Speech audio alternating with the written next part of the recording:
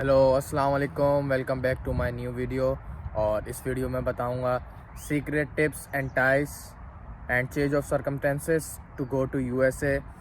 आपको क्या क्या बेवकूफ़ियाँ और क्या क्या गलतियाँ नहीं करनी जिसकी वजह से आपका वीज़ा रिफ्यूज़ हो सकता है, और क्या क्या सीक्रेट टिप्स हैं जो करके आपको वीज़ा आसानी से मिल सकता है। तो ये वीडियो बिल्कुल भी स्किप नहीं करिएगा।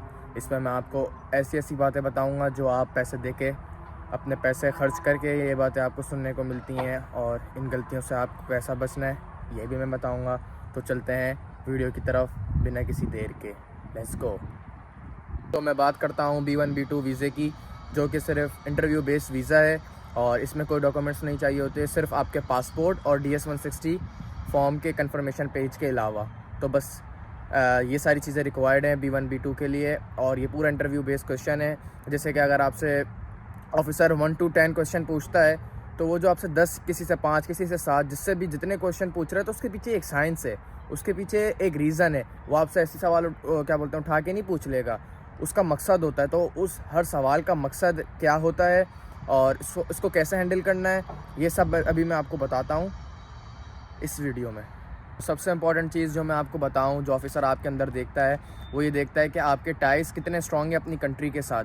ये आपको कोई भी कंसल्टेंट नहीं बताएगा, वो सब आपको सिंपली आंसर बता देंगे, क्वेश्चन बता देंगे, हाँ आपसे ये पूछा जाएगा, आपको जाके ऐसा आंसर देना है।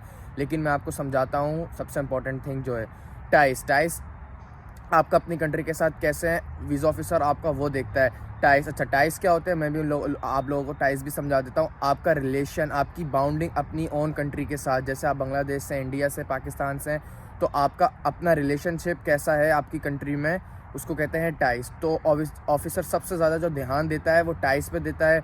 लेट्स से किसी से अगर वो पूछता है कि आप मैरिड हैं, तो उस सवाल का रीज़न क्या है, वो उस रीज़न भी मैं आपको बताता हूँ। वो इसलिए पूछते हैं कि चलो क्या बोलते हैं, अगर कोई बंदा मैरिड है तो उसके बीवी बच्चे यहाँ हैं, इसका मतलब है वो यूएसए जा रहा है तो वापस आएगा, उसके बीवी बच्चे हैं यहाँ पे, वो छोड़कर जा रहा है, तो इसको ले लें आप टाइस, तो ये आपके लिए प्लस पॉइंट हो जाता है। और दूसरी चीज़, अगर वो आपसे पूछता है कि कितनी कंट्री आपने विज़िट करी हैं, तो आप उनको बताते हैं कि जैसे 3, किसी ने 4 करी हैं, तो वो ये भी देख रहे होते हैं कि अच्छा 3 कंट्री जाके वापस आया है अपनी कंट्री, तो इसका मतलब इसके टैक्स स्ट्रॉन्ग है, ये भी आपके लिए एक प्लस पॉइंट में जाता है। और तीसरी चीज़, आपसे वो बिज़नेस पूछते हैं, जॉब पूछते हैं, मतलब आपका बिज़नेस, अगर आपके पास बिज़नेस है तो कितने एम्प्लॉयज़ जो हैं आपके अंडर काम करते हैं, लेट्स से 50, 100, तो ऑफ कोर्स जिसका बिज़नेस होगा, चलता हुआ काम होगा, वो यूएस जाके वापस ज़रूर आएगा, तो ये भी आपके लिए एक प्लस पॉइंट होता है।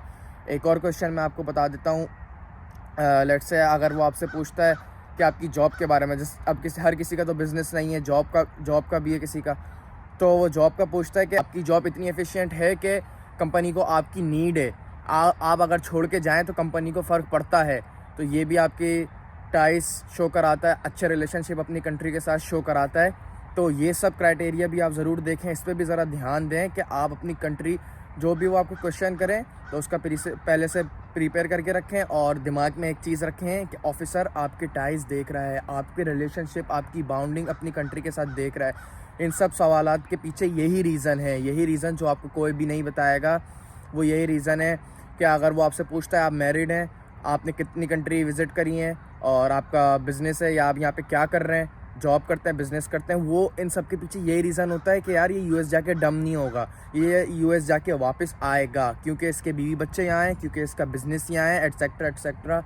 या तो फिर ये 10 कंट्री घूम कर आया है, तो बस ये टूरिज़म के लिए जा रहा है, 10 कंट्री घूम कर आया है लेकिन वापस अपनी कंट्री में ही स्टे कर रहा है, तो ये आप लोगों के लिए बहुत ज़्यादा प्लस पॉइंट है। तो इसकी वजह से आपकी जो चांसेस है हाई हो जाएंगे। मैं तो कह रहा हूँ 90% आप लोगों का वीज़ा लग जाएगा अगर आपकी टाइज अपनी कंट्री के साथ स्ट्रॉन्ग होंगे। अच्छा, जो एक और बड़ी गलती जो लोग करते हैं, जिनको रिफ्यूज़ल मिलती है, वो ये करते हैं कि ऑफिसर उनसे सवाल पूछता है कि आप कितने दिन के लिए जा रहे हैं। भाई, जब बंदा टूरिज़म के लिए जाता है कितने दिन जाता है, 1 वीक, 2 वीक मैक्सिमम, लेकिन लोग बोल देते हैं 1 मंथ के लिए, 2 मंथ के लिए। तो कौन टूरिस्ट 1 या 2 मंथ के लिए जाता है? तो यहाँ पर एक ये क्या बोलते हैं सबसे बड़ा नेगेटिव पॉइंट है, उनको शक होता है।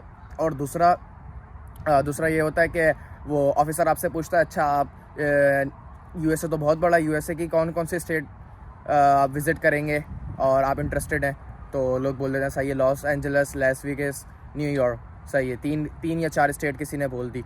तो फिर आपसे ऑफिसर चेक करने के लिए बोलते हैं कहीं ये झूठ तो नहीं बोल रहा। इसको पता है, अब लोगों को, ज़्यादातर लोगों को पता नहीं है कि यूएसए में एक जगह से दूसरी जगह जाने के लिए फ़्लाइट्स लेनी पड़ती हैं। एक स्टेट से दूसरी स्टेट जाने के लिए जो दूर दूर है वहाँ पे फ़्लाइट्स लेनी पड़ती है। तो वो ऑफिसर आपसे पूछ लेता है, अगर किसी को नहीं पता, मोस्टली लोग ये गलती कर देते हैं, वो पूछता है अच्छा सही है आपको 3-4 स्टेट जानी है तो आप कैसे ट्रैवल करोगे।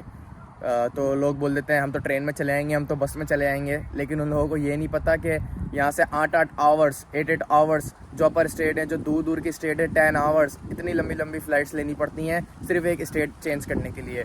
तो ये भी अपने दिमाग में रखें। और तीसरी चीज़ ये जो मैं आपको बताता चलूँ वो ये है कि आपके जैसे कि अगर पूरी फैमिली ने अप्लाई कर दिया, आपने, आपकी बीवी ने, आपके बच्चों ने, तो वो आपके बच्चों के बारे में पूछते हैं कि आपके बच्चे यहाँ पे स्कूलिंग कर रहे हैं। अच्छा कौन से स्कूल में, इंडिया में या पाकिस्तान में या बांग्लादेश में, कौन से स्कूल में स्कूलिंग कर रहे हैं। अच्छा आपके बच्चों के हॉलीडेज़ हैं, जब भी आप जा रहे हैं तो आपको ये शो कराना है कि हाँ हम अपने बच्चों के हॉलीडेज़ में जा रहे हैं, टूरिज़म के लिए जा रहे हैं, 15-18 दिन के लिए जा रहे हैं और हम लोग वापस आएंगे। तो फिर आपके चांसेस जो है वो इंशाल्लाह ताला बढ़ जाएंगे। मैं बात करता हूँ रिफ्यूज़ल की। लेट्स से आपका बिज़नेस बहुत अच्छा था, आपकी जॉब बहुत अच्छी थी, या आप अपनी फैमिली भी यहाँ छोड़ के जा रहे थे। इन द एंड आपके टाइज अपनी कंट्री के साथ बहुत ज़्यादा अच्छे थे, फिर भी ऑफिसर ने आपको रिजेक्ट मार दिया। और आपको पता है रीज़न तो बताते नहीं कि आप लोगों को क्यों रिजेक्ट मारा है। लेट्स से आप लोग रिजेक्ट हो गए तो बहुत सारे जो लोग हैं वो पैनिक हो जाते हैं। वो बोलते हैं यार मेरे कंट्री के साथ टाइज बहुत अच्छा था, मेरा बिज़नेस बहुत अच्छा था, मेरा बैंक बैलेंस बहुत अच्छा था, मैं तो सिर्फ टूरिज़म के लिए जा रहा था। लेकिन ऑफिसर जो है वो ये चेक करना चाह रहा होता है यार ये अगर सेकंड टाइम अप्लाई करेगा वीज़े के लिए तो ये कोई चेंजेस करता है अपने फॉर्म में, ये कोई चेंज करता है या नहीं। क्योंकि झूठ के पैर नहीं होते, आपको पता है। जो बहुत सारे जो मोस्ट ऑफ द पीपल होते हैं वो गलती यही करते हैं कि पैनिक हो जाते हैं, यार हम लोग रिजेक्ट हो गए, हम लोग रिजेक्ट हो गए, कोई ना कोई हमारे फॉर्म में गलती है, कोई ना कोई हमने चेंजिंग करनी है। तो वो क्या करते हैं, अपना जो फॉर्म होता है वो दोबारा फिल करते हैं और उसको चेंज कर देते हैं, उसमें बड़ी बड़ी चेंजिंग ले आते हैं। तो ऑफिसर को वहाँ पे शक होता है कि ओ अच्छा ये दूसरी दफ़ा अप्लाई करने के लिए आया है और इसने इतनी बड़ी बड़ी चेंजिंग कर दी, इसका मतलब पहली दफ़ा ये झूठ बोल रहा था। जैसे कि आपने पिछले फॉर्म में बिज़नेस का लिखा हुआ है, अब आपने इस फॉर्म में डायरेक्ट अपने आपको जॉब का लिख दिया, या पिछले में जॉब का लिखा हुआ है, आप इस फॉर्म में अपने आपको बिजनेसमैन दिखा रहे हैं। तो यही कि झूठ के पाँव नहीं होते। आपको बिल्कुल भी पहली बार जो आपको फॉर्म फिल करना है ना, बिल्कुल देख के ध्यान से फिल करना है और बिल्कुल सच्चाई से फिल करना है, ताकि आपको अगली बार कोई उसमें मेजर चेंजिंग नहीं करने पड़े। तो आपको पैनिक नहीं होना, बिल्कुल भी सुकून से डिसहार्ट नहीं होना और कोई भी मेजर चेंजिंग नहीं करनी, अपने फॉर्म में वेट करना है। और रिफ्यूज़ल के बाद आपको ये गलती बिल्कुल भी नहीं करनी कि आप रिफ्यूज़ल आपको मिली, आप अगले दिन जाके फिर खड़े हो गए, आपने दोबारा अप्लाई कर दिया। कम से कम आपको सबसे पहले तो 6 to 8 मंथ्स का गैप देना है, और अगर आप 1 ईयर का गैप देते हैं तो ये आपके लिए बिल्कुल बेस्ट हो जाएगा। अच्छा, तो आप अगर चेंजिंग कर सकते हैं अपने फॉर्म में तो क्या कर सकते हैं वो भी मैं आपको बता देता हूँ। जैसे कि आपकी 3 कंट्री या 4 कंट्री का ट्रैवल था, तो आप 1-2 कंट्री उसमें और ऐड कर लें। उस साल आप 1-2 कंट्री और घूम कर आ जाएँ, भले 2-2 3-3 दिन गुजार कर आएँ, लेकिन आप अपना ऐसे करके ट्रैवल हिस्ट्री और अच्छी मजबूत बना लें। और क्या बोलते हैं, ये नहीं कि आप अगले 2 मंथ में जाके दोबारा आप खड़े हो जाए उनके पास। भले आपने चलें 2 मंथ के अंदर आपने सब ट्रैवलिंग कर ली, सब कुछ कर लिया, आपने जल्दी जल्दी कर लिया, लेकिन आप 2 मंथ के बाद जाके दोबारा ऑफिसर के सामने खड़े हुए हैं, तो इस वजह से भी आपके चांसेस जो हैं वो बिल्कुल कम हो जाएंगे। वो देखेगा कि यार ये इतना डेस्परेट क्यों है, इसको मतलब सिर्फ यूएसए ही क्यों जाना है, ये इतनी जल्दी क्यों कर रहा है। अभी तो 2 महीने पहले ये रिजेक्ट हुआ, 2 महीने बाद ये दोबारा आके खड़ा हो गया। तो एटलीस्ट 8 मंथ्स का आप लोग गैप दें। 8 मंथ्स अगर आप देंगे तो अच्छा है, लेकिन अगर आप 1 साल का गैप देंगे तो आपके लिए बेस्ट हो जाएगा। तो कंट्री का जो आपका हिस्ट्री है अगर आप बढ़ाएंगे तो आपके चांसेस जो हैं वो 90% हो जाएंगे एक रिफ्यूज़ल के बाद, कि सेकंड टाइम आपको वीज़ा आसानी से मिल जाए। दूसरी गलती जो कि आपको रिफ्यूज़ल के बाद नहीं करनी वो ये है DS 160 फॉर्म, जो कि मैं आपको पहले भी बता चुका हूँ, उसमें कोई मेजर चेंजिंग नहीं करनी। अच्छा, चेंजिंग क्या कर सकते हैं आप, यही कि आप अपनी ट्रैवल हिस्ट्री बढ़ा सकते हैं। आपने 3 कंट्री से 5 कंट्री ट्रैवल कर ली, या आपने 2-3 कंट्री और ट्रैवल कर ली, ये आपका ऐड हो सकता है। और उसके अलावा आप जैसे अनमैरिड थे जब आपने अप्लाई किया और आप रिफ्यूज़ हुए, आप मैरिड हो गए, तो बहुत से लोग ये गलती करते हैं, मैरिड होने के बाद भी अकेले अप्लाई करते हैं, अपनी स्पाउस के साथ अप्लाई नहीं करते। अगर आप अपने स्पाउस के साथ अप्लाई करें मैरिड होने के बाद तो आपके चांसेस जो हैं और हाई हो जाते हैं। सही। और तीसरी गलती जो लोग ये करते हैं कि स्पाउस के होने के बावजूद, वाइफ के होने के बावजूद अपनी अम्मा या अपनी बहन के साथ, अपने क्या बोलते हैं वालदा या फिर अपनी सिस्टर के साथ अप्लाई कर देते हैं।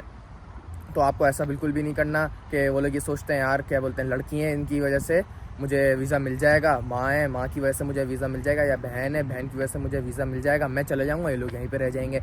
ये वाली थिंकिंग बिल्कुल भी नहीं रखनी है आपको, क्योंकि आपको जो वो वीज़ा मिलेगा आपकी अपनी प्रोफाइल बेस पे मिलेगा, जैसे कि आपने अपनी अम्मी का अपने साथ अप्लाई कर दिया, तो चांसेस हैं कि उनकी प्रोफाइल अगर नहीं है, ऑफ कोर्स अगर आपके अम्मी कोई भी कंट्री ट्रैवल नहीं करी हुई, बिल्कुल फ्रेश पासपोर्ट है और आप जाके एम्बेसी खड़े हो गए ऑफिसर के सामने, आपकी लेट से आपने 10 कंट्रीज ट्रैवल करी हुई, आपकी बहुत अच्छी हिस्ट्री, आपका बैंक बैलेंस बहुत अच्छा है, लेकिन आप अपनी अम्मी के साथ जाके खड़े हो गए, तो ये भी ज़्यादा चांसेस हैं कि आपकी मदर की वजह से आपको वीज़ा नहीं मिले। क्यों? क्योंकि उनकी कोई प्रोफाइल नहीं बनी हुई, उन्होंने कोई कंट्री विज़िट नहीं करी हुई, क्योंकि ये एक तरह से हार्ड वीज़ा है। इस वजह से आपको अपनी स्पाउस के साथ करना है, और ये बिल्कुल भी नहीं सोचना कि लड़की की वजह से, किसी भी घर की औरत की वजह से आपको वीज़ा मिल सकता है। ये अपने दिमाग से निकाल दीजिए। तो ऑफिसर आपसे ये क्वेश्चन भी पूछ सकता है, जैसे कि किसी का यूनाइटेड स्टेट्स में किसी का भाई है, किसी की माँ है, किसी के फादर यहाँ पर हैं, किसी की सिस्टर यहाँ पर हैं, तो वो आपसे ये भी सवाल पूछ सकता है, अच्छा आपके फादर वहाँ पे क्या करते हैं, उनकी क्या जॉब है, अगर बिज़नेस है तो कौन सा बिज़नेस है, कब गए थे, कैसे गए थे।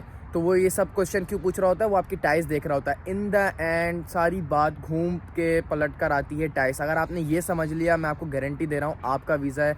आपको किसी कंसल्टेंट के पास जाके अपना पैसा फेंकने की ज़रूरत नहीं। अपना DS-160 फॉर्म खुद ही देखें, समझदार हैं, खुद देख के पढ़ के फिल करें, किसी और के चक्करों में ना पड़ें, अपना पैसा फेंकना, बर्बाद करना बिल्कुल छोड़ दें। घूम पलट के टाइस आ रही हैं, तो आपको हर क्वेश्चन का जवाब ऐसे देना है कि जो शो करे कि हाँ आपके अपनी कंट्री के साथ टाइस मजबूत हैं बहुत ज़्यादा।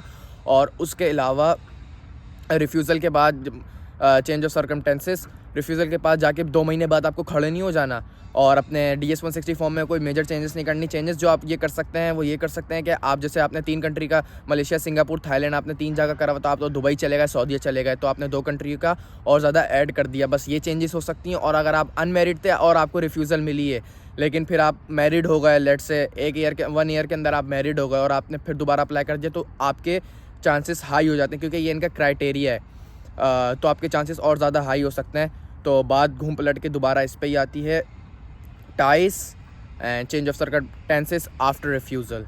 इन सब पे आपको ध्यान देना है, बिल्कुल भी ये गलतियां दोबारा नहीं करनी। ये सारी सीक्रेट टिप्स थी जो मैं आपको बता रहा हूँ। तो एक शेयर मैं आप लोगों के मुंतज़र करना चाहूँगा, जो कि अपने DS-160 फॉर्म में अंधाधुंध तब्दीलियाँ कर देते हैं वीज़ा लेने के लिए, ये गलती कर बैठते हैं।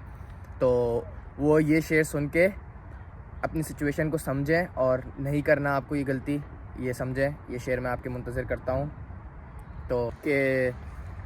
तो शेर सुनिएगा।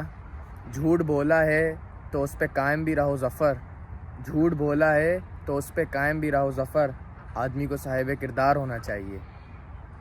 तो ये थी secret tips, ties and change of circumstances, जो आपको गलतियाँ नहीं करनी रिफ्यूज़ल के बाद, और अपनी कंट्री के साथ आपको अपनी बाउंडिंग कैसे दिखानी है, इंपॉर्टेंट क्वेश्चन, और ऑफिसर का क्राइटेरिया, US वीज़ा लेने का क्राइटेरिया, ये सब मैं आपको इस वीडियो में समझा चुका हूँ। तो आई होप आपको मज़ा आया होगा। तो ये वाली वीडियो मैं एंड करता हूँ इस न्यूयॉर्क की खूबसूरत सुबह के साथ। इंशाल्लाह ताला मिलते हैं नेक्स्ट व्लॉग या फिर इंफॉर्मेशन वीडियो में।